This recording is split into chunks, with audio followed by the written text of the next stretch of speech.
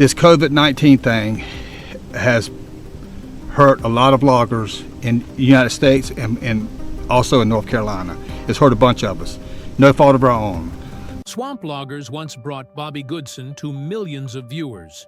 Over 4 seasons, he became a symbol of the logging industry in the swamps of North Carolina, the man behind million-dollar machines, battling mud, water, and the harsh forces of nature every single day. When the show ended in 2012, many people believed Bobby's life was about to enter a new chapter, one of success, stability, and comfort after the spotlight of television fame. But the reality was very different. Behind the silence after the cameras left was more than a decade of struggling with debt, rising costs, and mounting economic pressure. In March 2022, Bobby suddenly appeared on Facebook Live. His face looked worn and exhausted, his voice trembling as he admitted, "We are hurting, and we need help." After 37 years of building it from the ground up, the family company, Goodson's All-Terrain Logging, finally collapsed. So what really happened to Bobby Goodson after Swamp Loggers? Let's take a closer look.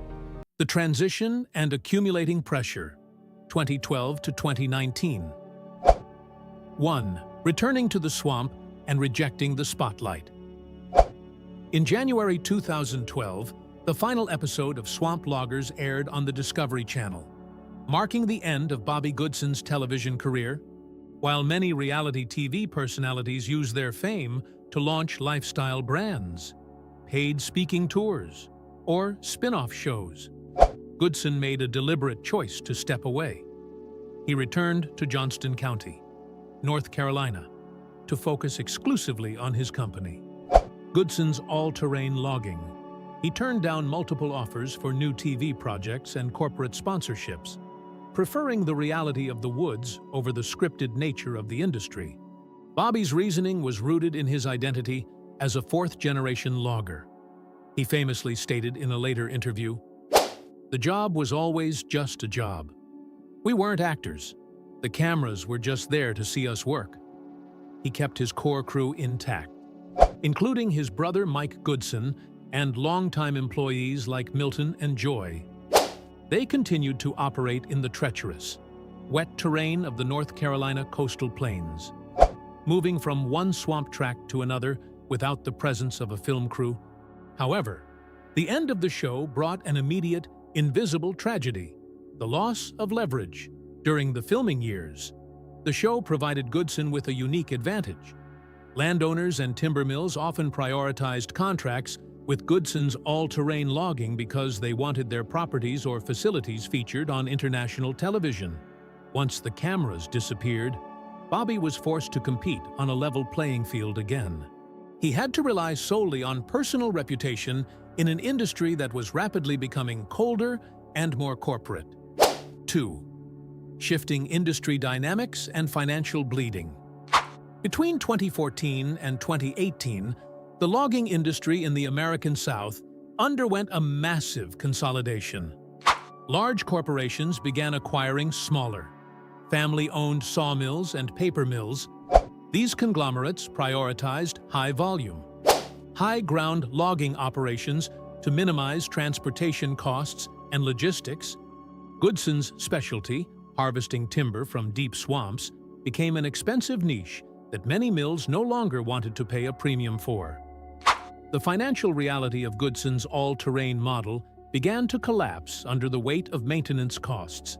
A specialized feller buncher, a harvester, or a track-mounted skidder costs between $300,000 and $550,000. In the swampy, salt-tinged mud of Pender County, these machines deteriorated at 3 times the rate of equipment used on dry land. The tracks, hydraulic seals, and engines required constant attention. By 2016, Bobby was spending an average of $3,000 to $7,000 per week just on parts and mobile repair units. Diesel fuel became the primary predator of his profit margins. Goodson's fleet of trucks had to haul heavy loads over long distances as local mills closed down. forcing him to drive further to find buyers. A fully loaded log truck averages only about 5 miles per gallon, with diesel prices fluctuating wildly. A single 100-mile trip could cost hundreds of dollars in fuel alone, often negating the profit from the wood being delivered. Furthermore, insurance premiums skyrocketed. Logging is statistically one of the most dangerous jobs in America. And swamp logging, where trees fall unpredictably and machines frequently capsize in muck, is the deadliest subset. Goodson's workers' compensation and liability insurance premiums were significantly higher than those of standard logging firms. Bobby noted in personal updates that his spreadsheets no longer made sense. The gross revenue from timber sales remained steady, but the net profit was being devoured by equipment debt, fuel, and insurance. 3. The silent struggle and personal toll. Throughout the mid to late 2010s, Bobby Goodson remained largely silent in the public eye. He avoided the media, providing only occasional, raw updates on the company's Facebook page.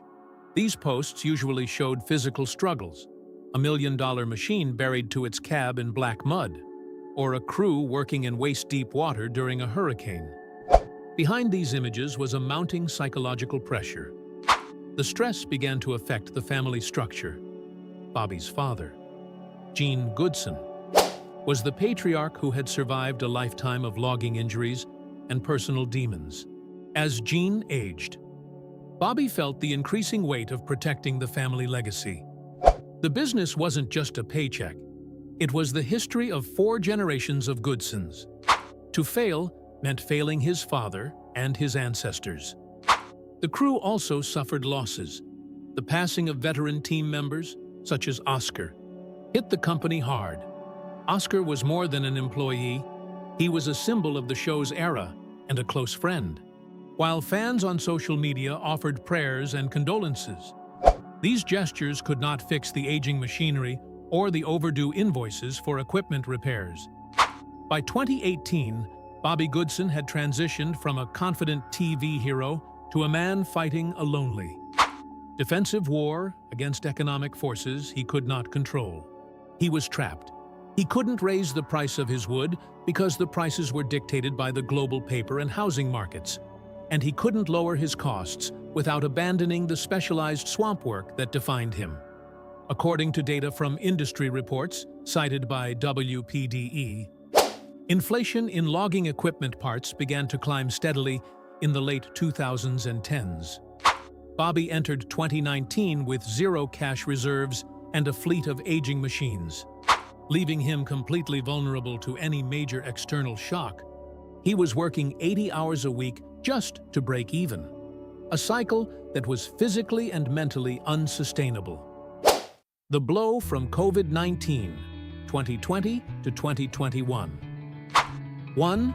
Direct economic impact on the logging enterprise. In early 2020, the COVID-19 pandemic paralyzed the North Carolina forestry sector. Major sawmills and paper mills, the sole customers for Goodson's timber, abruptly closed their gates or slashed their intake quotas by 50% to 70%. For a production-based business like Goodson's all-terrain logging, this was a catastrophic disruption of cash flow. While the revenue stopped, the fixed costs did not. Bobby was still obligated to pay massive monthly installments on million-dollar equipment loans and high-risk insurance premiums that allowed no grace periods. The tragedy was compounded by the total collapse of the global supply chain. Swamp logging is notoriously hard on machinery, requiring weekly repairs.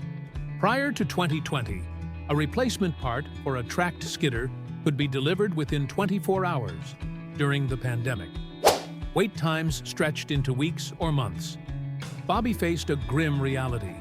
A single blown hydraulic hose or a faulty sensor could ground a $500,000 machine indefinitely.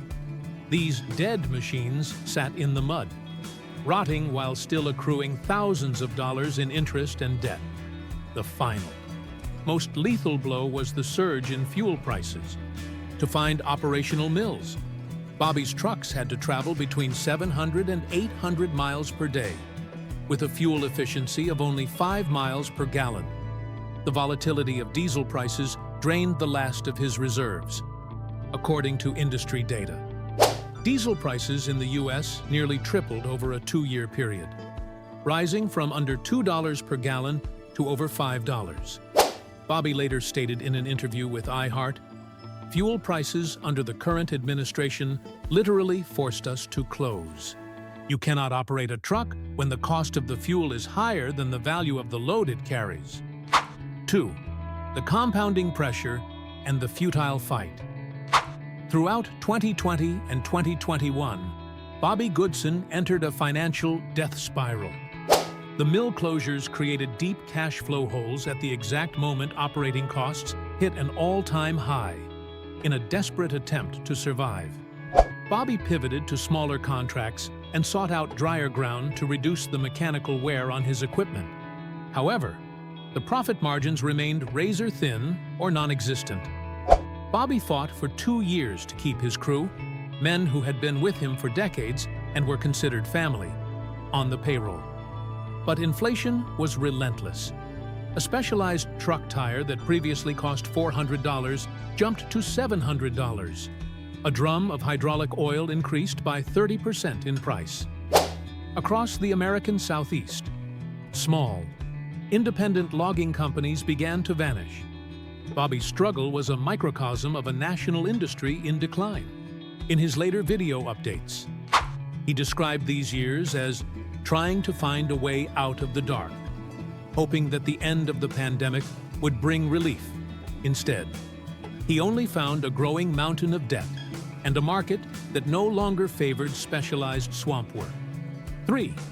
Personal and family consequences. The fallout of the pandemic reached far beyond the company's balance sheets. It attacked Bobby's very identity. Having to lay off his crew, which included his brother Mike and other close relatives, was a devastating psychological blow. Bobby felt he was failing as the guardian of a 4-generation family legacy. The pressure of watching the business his father, Gene Goodson, helped build slowly disintegrate took a heavy toll on his physical and mental health. The financial stress began to aggravate old wounds. Bobby's journey had always been defined by his faith and his triumph over past addictions.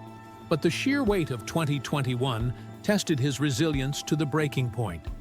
He was no longer the swamp hero seen on Discovery Channel, commanding massive machines with confidence. He had become a man exhausted by sleepless nights, staring at ledgers that refused to balance. The transition was agonizing. Bobby was caught between his pride as a logger and the cold reality of global economics. The pandemic didn't just take his money. It stripped away the professional dignity he had cultivated for 37 years. By the end of 2021, it was clear that individual grit was no longer enough to overcome a system that was effectively pricing independent loggers out of existence. The stage was set for the final, heartbreaking decision of 2022. The breaking point: business collapse and public announcement, 2022. 1. The decision to close. After 37 years, in March 2022, Bobby Goodson reached the end of his financial endurance. After 37 years of operation, Goodson's all-terrain logging was no longer a viable business. The primary catalyst was a lethal combination of hyperinflation and a fuel crisis. In the span of just 1 month, diesel prices doubled compared to 2 years prior. The cost had tripled. Bobby reported to WPDE that the expense of simply getting his trucks to the woods and back to the mills had exceeded his total revenue. "That fuel increase kills you," he stated plainly. Beyond fuel, a systemic truck shortage made it impossible to move enough timber to meet quotas, facing mounting debt and equipment that required hundreds of thousands of dollars in maintenance. Bobby made the tactical decision to shut down completely. He chose to sell off his remaining assets, the iconic all-terrain harvesters and skidders seen on Discovery Channel, rather than let them rust in the yard or be repossessed. This move marked the formal end of a four-generation family legacy, while his brother, Mike Goodson, attempted to continue in the industry with a smaller, independent venture, Michael Logging. The massive, specialized infrastructure of Goodson's all-terrain logging was dismantled and sold to the highest bidders. 2. The Facebook Live announcement and industry advocacy. The world learned of the collapse through a raw, unscripted video posted to the company's Facebook page, unlike the polished production of swamp loggers. This was Bobby Goodson, alone with a camera. His voice audibly trembled as he explained the reality of the situation. He did not blame bad luck. He pointed directly at the economic fallout of COVID-19, the broken supply chain, and government policies that allowed fuel prices to skyrocket.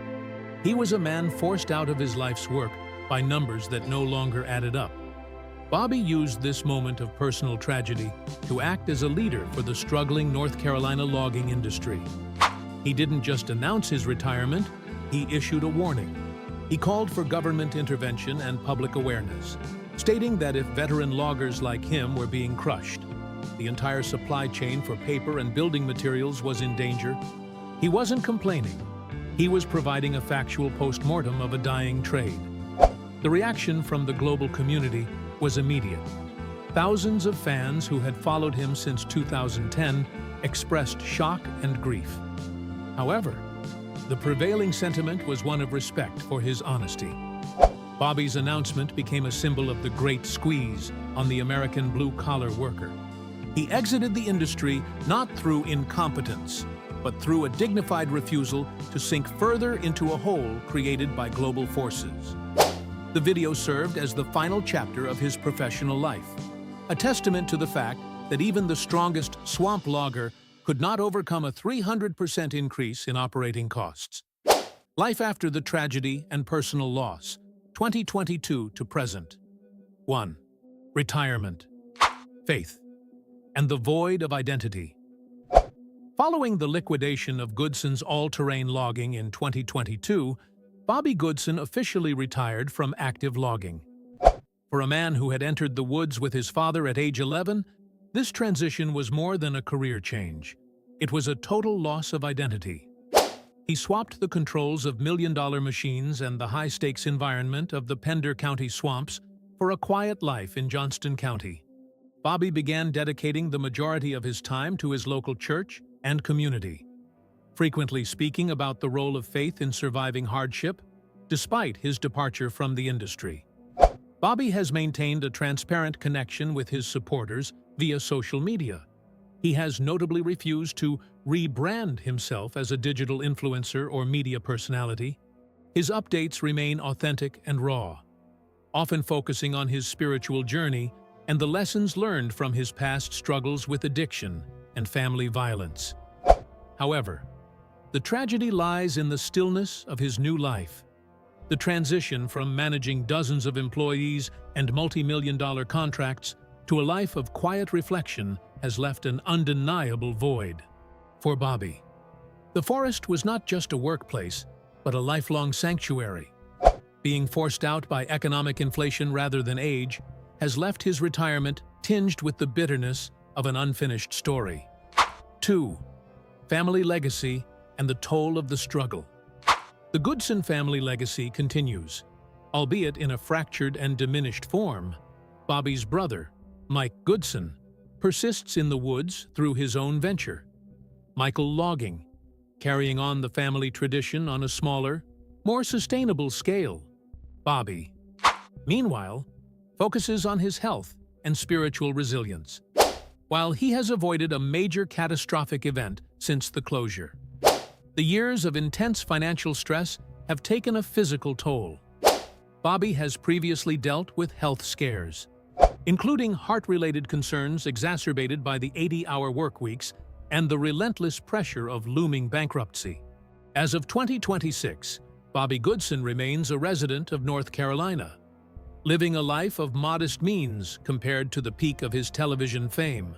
His story represents the thousands of blue-collar American workers who were priced out of their own heritage during the post-pandemic economic shift. His decision to close was not an act of surrender or failure, but an act of letting go with dignity. He chose to protect what remained of his family's peace, rather than continue a losing battle against a global market that no longer valued his specialized craft. Bobby's life today is a testament to the reality that sometimes the ultimate act of strength is recognizing when a legacy has reached its natural, if tragic, conclusion.